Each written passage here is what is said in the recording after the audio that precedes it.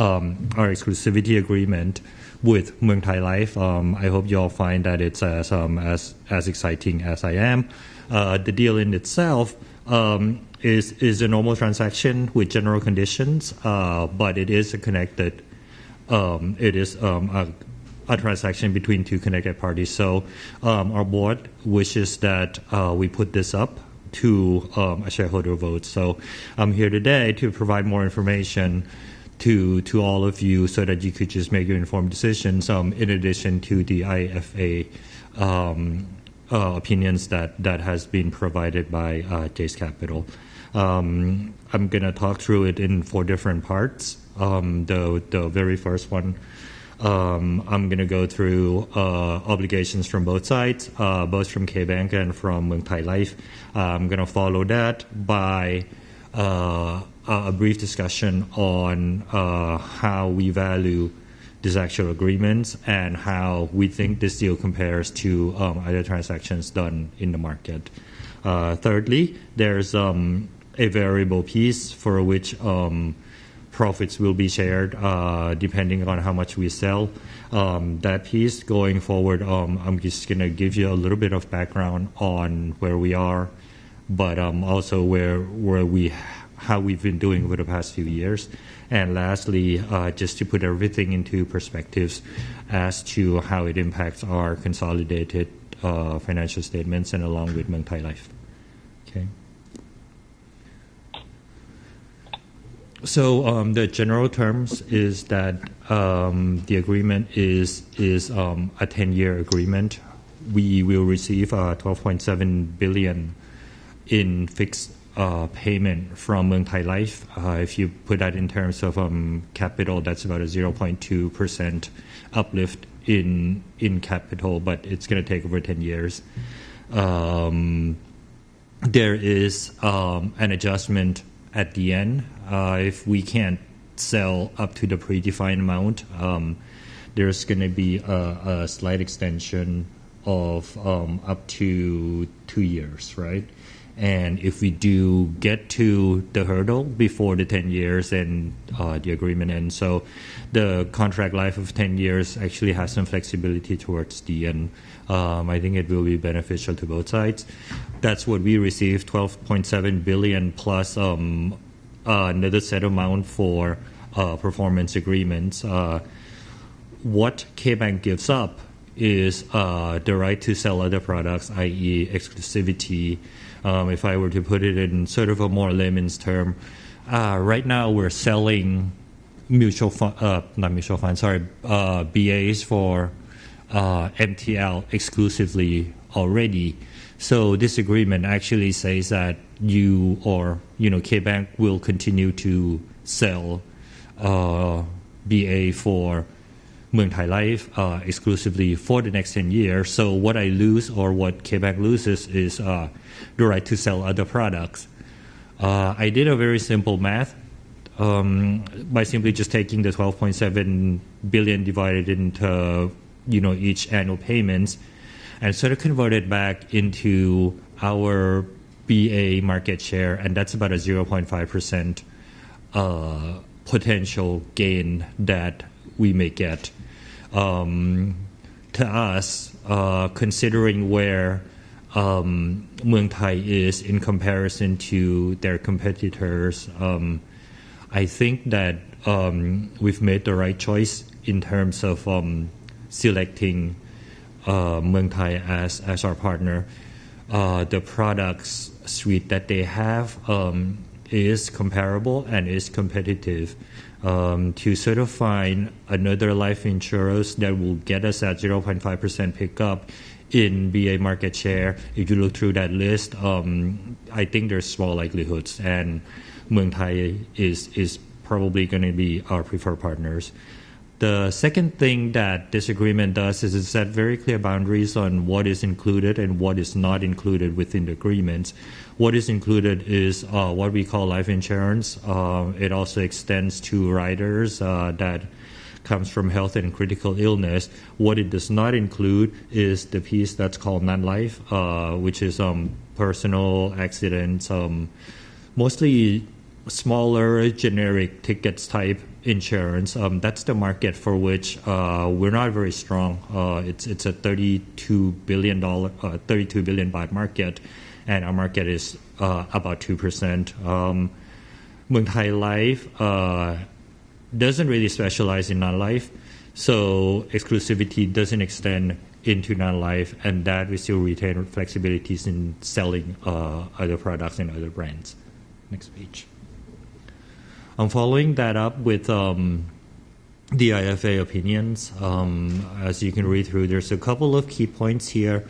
First, GS Capital is saying that total economic value of this deal is fair, and in comparison to other markets, other deals, it's also fair. So I'm going to talk through that a little bit more in details. Let's go ahead and start with the piece on what we call total economic value. Total economic value to us comprises of two pieces. The first piece is the amount of cash that we receive from this exclusivity agreement, and the second piece is how this exclusivity agreement actually impacts our shareholdings in Muang Thai Life. So the complexity of the deal is that the more that we get from the left side of the equation, my left, which is non-contingent plus performance bonus, the more that I receive from that, the more that it hurts my 38% that I own in Muang Thai Life. So what we try to do is we try to balance both sides of the equation to make sure that our total economic value, for the lack of the better words, is best to all of KBANK shareholders.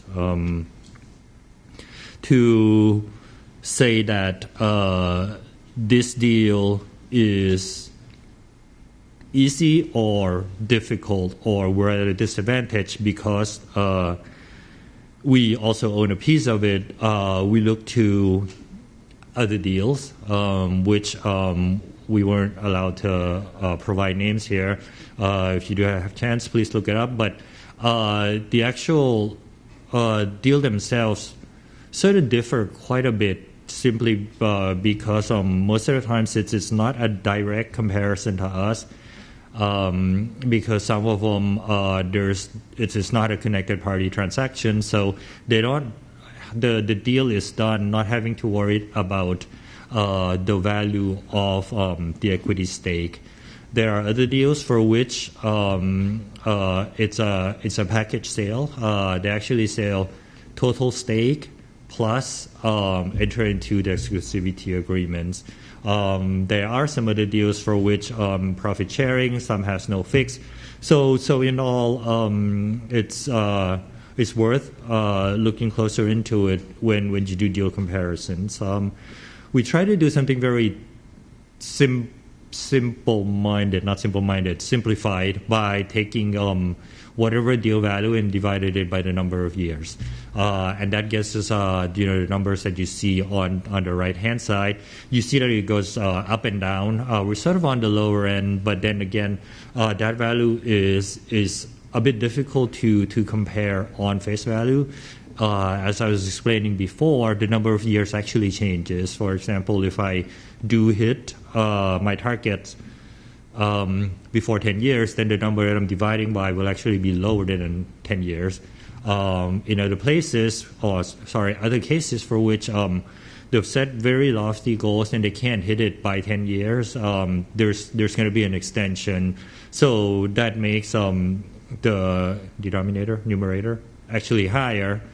So the deal value actually goes down. So, to sort of look at the furthest right-hand side and use that as comparison, it's a little complicated. The second point that I wanted to touch on is that in the cases where the actual insurer hasn't really been selling on the platforms, there's a couple of difficulties there. The first difficulties is that for a life insurance applicants to be on board, that's a very complex process.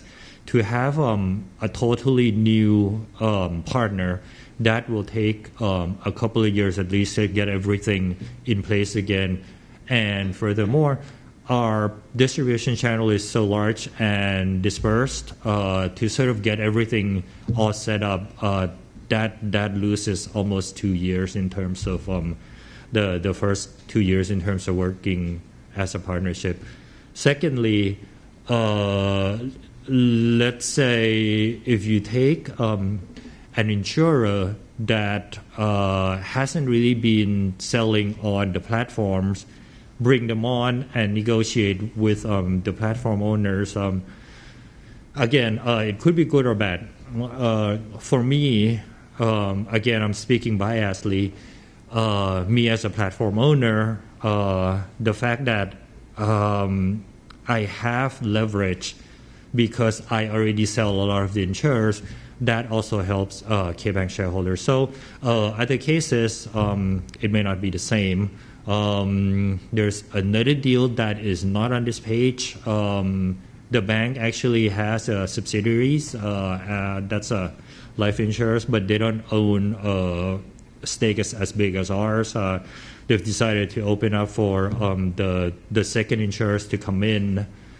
Again, it's 100% profit sharing, whereas a lot of our exclusivity deals, not a lot, a portion of our exclusivity deal will come in cash, regardless of whether we sell a lot or not a lot, we still get that fixed amount.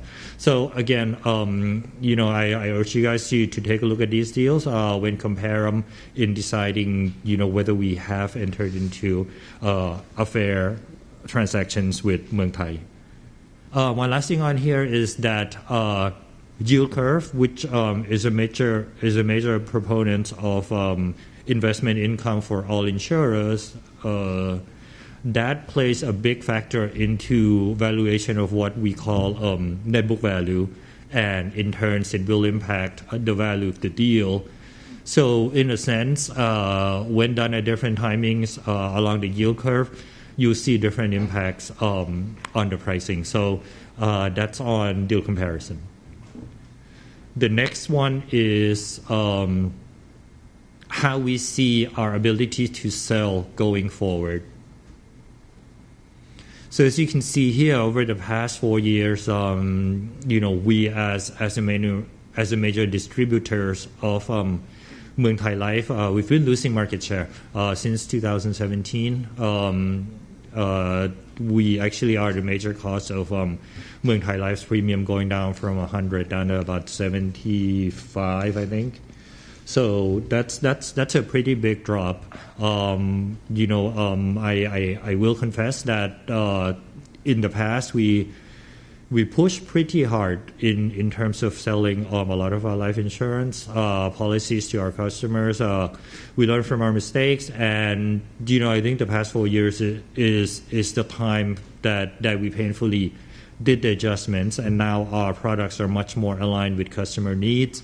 If you looked at our charts on the left, you see that the group which has the highest amount of wealth, which is high net worth, we now have the lowest penetration rate. Penetration rate defined as BA divided by total wealth that they have with us. That doesn't mean that we're going to start pushing our products unreasonably, but we're going to try to do a much better job in terms of matching our clients' need and to our products, and hopefully we're going to do better in terms of servicing both our top end customer segments. Okay, the last page. Here I'm just gonna sort of very simply run through the impact that this transaction will have on us on the short term impact income statements. You see that our non-interest income will go up by 1.27 billion divided by 10 plus some performance bonus. MTL, their expenses will go up by the same amount. If you consolidated the two, the line that will be impacted will be the non-controlling interest by the proportion that I've stated above. What is not on this page is the value of our 38.5% piece, how that gets impacted. So that piece, we'll leave it up to you guys to figure out whether that piece will be worth more or less. So that's all I have for this piece. I sort of thought of this topic myself as an update. So what I'm going to try to update is, how relief measures is going to impact our current asset qualities and give you a little bit of an update on what our CMF talked about, which is we've been giving a lot of money out in terms of lending a lot of money out to smaller customers, and then I just want to give you guys an update on how we've been doing on that. So let's get to the first page. I have three different boxes here. The tallest box is our loan books, which is about 2.3 trillion. There's three different ways for which we can look at that 2.3 trillion. Okay, the furthest left side is we took the 2.3 trillions and then we divided them up into the part that we gave financial aids to. This pertains to the situation last March when COVID started, and then BOT came and say, here, everybody, you don't have to pay for a little while. So, 3 or 4 months into that, there's a lot of concerns in terms of, oh my God, lenders that come out of that, will they all go bankrupt? And that's how we came up with the slides on the boxes on the left, which is to say that in total we have 14% plus 23%, which is about 37% that received aids. When September came around, 23% exited, the remaining 14% remained in there. It doesn't mean that 14% is categorized as stage 2. Some of them are in stage 1. Okay, it doesn't mean that we misrepresented in terms of staging, because it's more like to sort of give very easy examples. I have money to pay, but somebody came and told me that here, you don't have to pay for now. So a lot of people say, okay, fine. If I don't have to pay for now, I'll just save that liquidity for myself. So in a way, to sort of make that correlation between staging into ECL from what we disclosed on the left-hand side, it's going to be very difficult. Can we do it ourselves? I don't even think we're that accurate in terms of able to sort of, take that remaining 320 billion and divide them up into, who's going to survive or not. What we've tried to do, and we showed earlier to you guys, is that we just have that little gray thing with the yellow thing saying who can pay or not. That's pretty much just labor work. We go out there and we ask them, can you pay? And we got you those percentages. And, they're right most of the time. But, in 3 months, these people, they don't know very much. In terms of what their cash flow projections are, they'll fall back down and we'll say, here, you come back on rehabs. And then a couple of months forward, another group goes in, and that sort of, recycle through. That's about 6% of the customers. The second point that you guys hear a lot about is asset warehousing. Asset warehousing, we've gave $11 billion out of our approximately 70 billion hotel portfolio numbers, and it's a good number, I think. Again, that's sort of like an update. The one box on the furthest right, I think what I've attempted to do here is that I think change your perception a bit in terms of a lot of times we hear that, we're the SME bank. Not to say that's, the title we're not proud of, but I'm just going to give you facts here that there's two types of SMEs in our portfolios. One is just, juristic, a lot of sales, has a lot of employees and stuff like that. That's really 21% of our portfolios. The one that are small moms and pops, and what you hear in the news a lot of, is the small SME, which is only 12%. Okay, and then the other facts that I want to point out is that the one on the medium, small, and also housing loans, all of that are collateralized loan. If you switch over to the left hand side, the group that we hear a lot in the news about, the impact is going to be more severe on them. That's housing loan, but a lot of it NPLs is not bad for the industry because that's their house. At least they're going to have to keep paying everything and default on that the last. Collateralized SME, that's not bad, but if they go, we're going to take that piece of collateral that they have. The piece that's most hurtful is the unsecured piece and the piece that goes first when critical time hits. So I just wanted to give you, let's say, a more detailed client composition so you'd understand our NPL situation a little bit better. Last few months, COVID, I don't even know, wave 3, 4, 5, 6 or whatever, we don't know how that's going to impact yet, and that's fact. This page, again, CBS and SME. SME, I've rebundled them all into the 33%. Just anecdotal evidence here that our deposits for the top two box, excluding the small SME, that's up 10%. So it's not like they have liquidity problems. Okay, so the yield range is what I've told you. The piece that I think might confuse a lot of people is because we normally disclose numbers as retail loans. In that retail loan piece, there's two different pieces. Housing, which is collateral, and unsecured, which is the piece that gives us very high yield, 10 to 23%. And if you could see here, we grew our housing loan portfolio 43%. So in a sense, the fact that our retail base loan is going up, NPL doesn't necessarily go up by the same prorate amount. Unsecured loans is the piece that we've talked about a lot in terms of saying that here we're going to grow this piece a lot because we're like a no player before. And there were doubts in terms of whether we could do it and whether we're just throwing money away. The second question I can't answer yet because the portfolio is quite young and we don't have credit history for it yet. But later on I'll show you the numbers in terms of how we've done.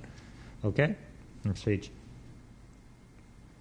This page sort of just standard macro numbers giving us where we play. The piece that we haven't underpenetrated on is the piece that I put the boxes in, the smaller SMEs for which I've talked about on unsecured, and also on the retail individuals, which are what we call freelance, self-employed, and salaried people. That's roughly chunk of most customer. The old segments call them middle income and mass. Okay, so on those blocks we have like 3 million customers, which is not that many. So that's the first point in terms of saying we're not going after everybody who is so debt laden with household debts. We're picking a very small piece of that. Okay, this page I've sort of taken the 14 trillion household debt that we have, we meaning the country, divided them up into, I didn't do it, there's a source here, I don't know where I got this slides from, but divides them up into various different types of loans. The unsecured ones that we've grown a lot of is the one that is the farthest right on the left graph. That's a 2.4 trillion piece. It's about 17% of the total 14 trillion loans there. Our market share had actually gone up from last year. I think we were at 5.7%. This year we're up to 11.5% from us plus our subsidiaries like BK. Okay, so again, will all of the 11% market share that we have all go bankrupt this year? Hopefully not, but we don't know. Maybe next year, don't know again. But we do know that we have beliefs in our credit scoring risk. A lot of numbers and a lot of efforts has gone into that in terms of trying to understand customers that mostly is already our existing customers better to a point where we're willing to take risks with them. Performance is the next page. This is our performance. Last year, first quarter, we book new loans or we write new loans about 10 billion. First quarter this year, we're up to 30 billion, so that's like a 3 times increase. In itself, it looks quite a lot. It is quite a lot. We did it to sound like a super fatally good person. It's a bit of an obligation. These people need liquidity. We need to give them some liquidity. It's risky, but they need money to survive. And this is the group that needs it the most, which is mostly your 100,000 baht and below type of lending. Second thing I wanted to point out is that branch traffic is actually down 16%. But we grew our loan books from 10 billion to 22.4 billion using Salesforce that was out in the branch. So effectively, we talked a lot about how we had managed our channels to better utilize the people that's there and the relationship that's on the ground. So I think this is a good evidence of that. The other thing that we've talked a lot about is our platform partners. And this year, first quarter, we're up to 7.6 billion from nothing last year. So a lot of what we talked about, a lot of what we built from last year, that's showing up this year in terms of help us increases our ability to reach and reach the right person in terms of lending to them and them not going bankrupt. What I've attempted to do was take the 30 billion and then, somehow pro forma it into potential net interest income for the year. And, I'm simply just taking 30 times 4 and then times whatever yield I have. And that's another 16.8 billion uplift a year. So it's not a small chunk of change. 16.8 billion is quite a lot. How much we have to set provisions against that? That's the process for which we're going through right now. A couple of points that you guys may help me recheck is we're now processing 15,000 applications a day. So I think that probably puts us up there. So, if you can check and let me know whether we're, one of the leaders or not, that would be great. The other thing is that we're not just lending to everybody. We're approving only 15%. So we have a large pool of potential applications that we can choose from. The very last thing is sort of like a no answer, whereas you probably want answer. The answer you want is probably, are we going to put up more ECLs or not? The answer that I give you in a very not nice way is to say I don't know. But what I'm going to try to do is I'm going to try to explain that there's 2 lines here. There's provision that we set according to our asset structure, and there's another portion of ECL for which we have to set forward because, as I say, I'm writing 30 billion of new unsecured loans a year. I don't really know how bad that's going to get, and I don't really know. The bank has some idea, but not to a great degree of confidence that GDP will be great again next year or how far this COVID crisis will last. So we're going to build some additional ECL on top of what is actually needed. What we talked about today is what we actually needed is actually below what we have. But what I can't tell you is how much more buffer we're going to build up. So that's one thing. The next thing is NPL percentage. NPL percentage, there's inflow and outflow. On the outflow side, I want to reiterate the fact that we're not going to try to do fire sale as much. Fire sale meaning that, we'll go into an auction and then we'll sell a bulk of our portfolios for, say, 30 cents on a dollar. The buyer take that 30 cents, divest it, and gets an ROE of 30%. So we think that's a market for which we can capture and do better. But the flip side of that, if we do more of that, the outflow side of NPL is less. So the stock will keep growing as new loans that turn bad, exiting from stage 2 or exiting relief comes in. So in a way, we're going to be tolerating NPL at a range that remains high. Whether that's higher than whatever numbers we gave, can't say. There's a range. I'm not going to change that. So everything relating to forecast going out, can't answer.